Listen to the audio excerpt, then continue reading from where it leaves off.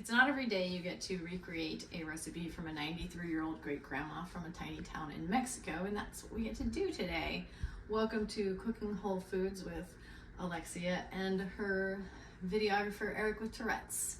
We're gonna make Albondigas soup today. Albondigas soup is Mexican meatball soup.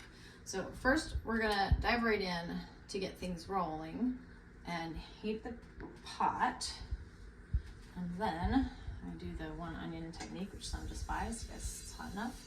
Pour in some olive oil, and that is heating. I carefully measured 1 tablespoon of olive oil.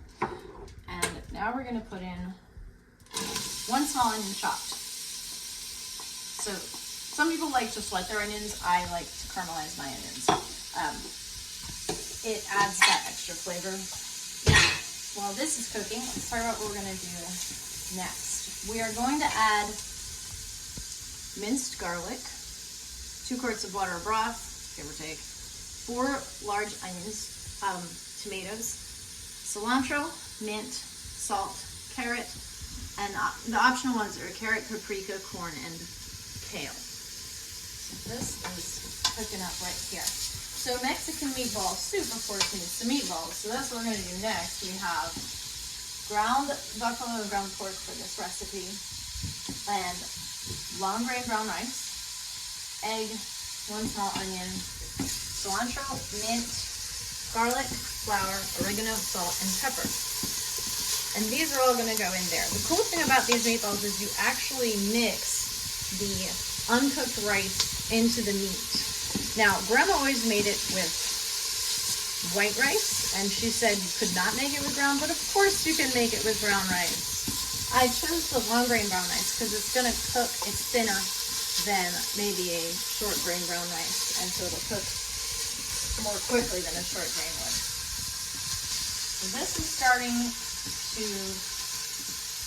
soften, but not brown yet. I have it on pretty high, 7. I'm aggressive with my cooking.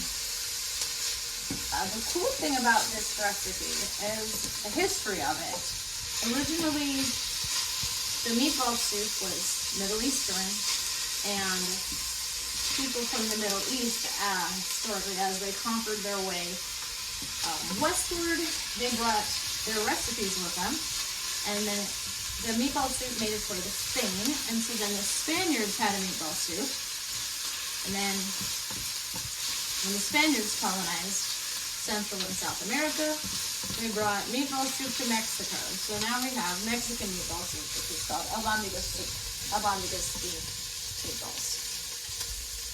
Alright, these are just starting to brown a little bit. The other appeal of this is that the meatballs, when they start to cook, the rice that's in them starts to expand as the meatballs solidify around the rice. So the rice will start to kind of like crawl out of the meatballs. Like, I think it's the best Halloween soup because the meatballs then look like they have maggots crawling out of them. And trypophobics beware, because then the meatball has like these little holes where the rice was. It's pretty cool. And I really like that there's a little rice at the bottom. It makes the soup so delicious. Now we're ready to add, it's not quite browning, but it'll do, my minced garlic. I don't want to add it too soon, it's fragile, the sugars burn more easily than the sugars in the onion, because it has much water. Oh yeah, that's perfect.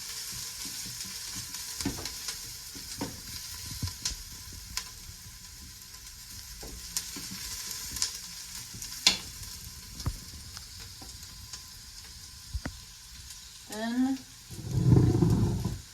once this browns, we'll add broth. You can always, so keep in mind, this recipe was taught to me by a great grandma who had never had it written down. She had gotten it word of mouth from her family, and I just watched her and she told me about it. And so as I was writing it down originally, she would be like, this many tomatoes, this many carrots, she just made it up. And so it's kind of fun, and I've eaten it, so I know how it's going to taste. So there's some really nice browning happening in here. So, yeah, there we go. That's going to add that brown flavor. The sugar's caramelized. Here's the broth and water. So all the amounts are subjective. What do you like? Doesn't really matter. That's gonna come to a boil. Of course, she used canned tomatoes, but today we're gonna use large fresh tomatoes sliced. Splash that around the kitchen floor a little bit. And a bunch of cilantro. So the thing about this recipe, I fell in love with cilantro when I first had pho, and I realized how amazing it is. And of course, in salsa as a kid. And it's just delicious raw. So I thought cilantro was only good raw. And I'd cooked with it a few times and it lost its sparkle. But this soup, it is really, really good cooked, and I don't know why. Also, mint. You don't expect mint to be cooked into a soup, but it makes the soup really delicious. So we then add our teaspoon of salt, which once again I very carefully measured my teaspoon of salt because Grandma never cared. She just poured it in. Of course, great grandma. Here's paprika. I'm not going to use chili powder because my kids are wusses and they can't handle spice. Great grandma, she would use stuff like MSG powder in her cooking, which I know she did not use back in Mexico, in the tiny town of Tlahualilo. Now I'm going to add 1 carrot peeled and chopped. I'm going to save the corn and the kale for later because I just want to get this going to get it soupy. All right, and then we'll do the next thing. So while the soup is starting to boil, I get to make the meatballs. I'm going to add the clean ingredients first and then work with the meat. I already put the buffalo and the ½ pound of ground pork in here. I'm going to add my brown rice. Now, I soaked my rice because I find it's easier for me to digest when I've soaked it overnight. So that's one option. If you don't soak it though, that is fine. I'm gonna blend the onion. I learned this from a meatball recipe I got from Food and Wine. If you blend the onion and when you put it into the meat, it is extra oniony and delicious. But because I'm a little lazy, even though I minced my garlic nicely, I'm gonna throw that in there too to get that better integrated into my meatballs. This is optional. And then I may throw in my cilantro and mint. So now I'm heading over to the blender here, where I'm going to start this blending. So I'm throwing in the mint, which I did already chop, but this will make it incorporate into the meatballs better. Once again, optional, as well as my cilantro, which I went way overboard with the amount because that's how I like it. Let's blend that together with the onion. So I blended together my onion, garlic, cilantro, and mint just to get it into the meatballs better. Grandma never did that. That's not something she did. So of course that's optional. And I get to scrape it into here. One thing you may notice about this recipe is I have made it, it's definitely dairy free unless you want to go crazy and add like some sour cream at the end, which is totally unnecessary. And while Grandma's one recipe, like I never saw her add flour, but she said verbally that she adds flour. I don't know, man. And so I'm going to use oat flour, and that's going to make it still gluten-free. And you can use any flour you want that has sort of a glutinous property to it. For instance, oat flour gloms up, whereas coconut or almond flour will not really glom up. You don't want to use that. Then we add, so here's my oat flour, which I think great grandma's daughter, she's like, I don't remember ever putting flour in it. A teaspoon or so of oregano, a teaspoon or so of salt. I really like salt. A teaspoon or so of pepper. I don't know if she forgot about adding pepper to the broth, but it didn't say to, so there you go. And an egg. These are the good organic eggs so they don't crack so easily.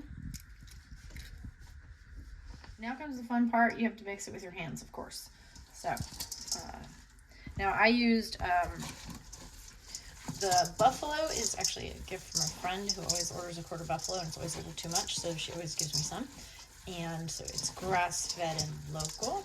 The pork is also mostly pasture, very, very natural, locally raised, small farm pork.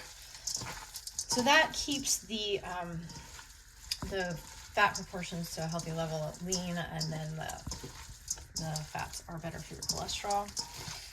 I've been eating grass-fed meats for quite some time. I'd say like 18 years. And the doctor was like, wow, you have superhero levels of good cholesterol. So that was good to hear. Now, when it comes to working the meat, not only do you want to mix it together, but kneading proteins causes them to glom together more. So the more you work the meat, they'll start to bond with each other. So you do want to work it a little bit to get them, not just everything mixed, like I see little clumps of pork that aren't mixed with buffalo, but also to get them to, the proteins to do their thing, where they stick together. However, if you overwork it, because you feel like that's the morally righteous thing to do, to mix really, really hard and aggressively, you're going to end up with actually kind of tough meatballs that are chewy and don't have any fluffiness to them. So you don't want to overwork any of your ground meat, whether it's for meatloaf or otherwise. So, I don't know, you get a feel for it. Because sometimes someone overworks it and you're like, yep, that's exactly what happens. So those look pretty nicely mixed together. I don't see any more clumps. And now I get to form the meatballs. You're going to want to make them not too big because you don't want them to, the rice in the middle just won't cook if it doesn't have enough moisture. Now I will use half the bowl to plop my meatballs down on, and I'm going to make my uniformly sized 1-inch meatballs right here. So I have my meatballs made into balls, and the soup is rapidly boiling. I just turned it down so that it will be at a simmer. I don't want it boiling aggressively because it'll break the meatballs, but I do need it to be plenty hot so that the outside of the meatballs coagulates, like becomes solid right away. Otherwise, if like I put it in when it was not all the way hot, it wouldn't be cooked yet and it would start to come apart in the water. So I'm just waiting for this to calm down a little bit, and then I'm just gonna move it over here for a sec. I can start now. You need to gently place them in so you don't splash everybody. You could spoon them in, but I have my tiny tongs here. And gently place them in one by one. And then let it return to a boil. There we go. It's not going to be as aggressive now.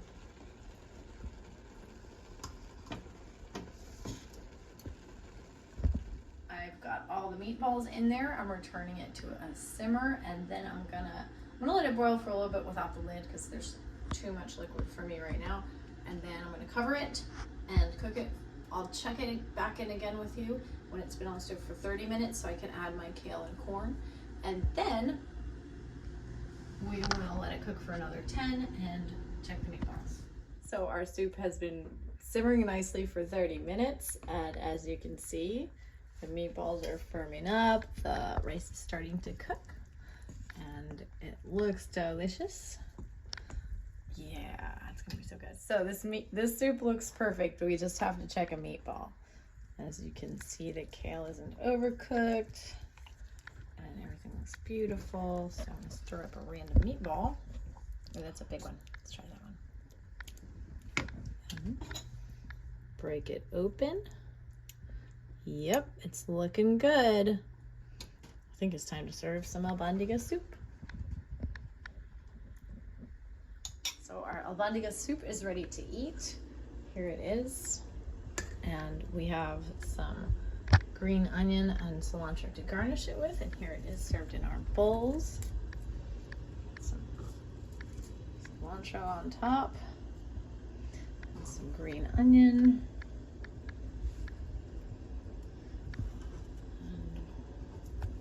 Voila, it's ready to eat. So that soup was delicious. I learned while making this round of it that if you're using long grain brown rice, it needs 55 minutes, and make the meatballs as small as possible, so maybe 1/2 inch, because the long grain brown rice will take a little while to cook, but once it's cooked, it's really good. Also, the kale will need like 15 minutes, maybe more, and 10 left it a little too al dente for my taste. So I hope you liked this tutorial. Thank you for watching it. And go forth and make some amazing soup for yourself. Have a great day.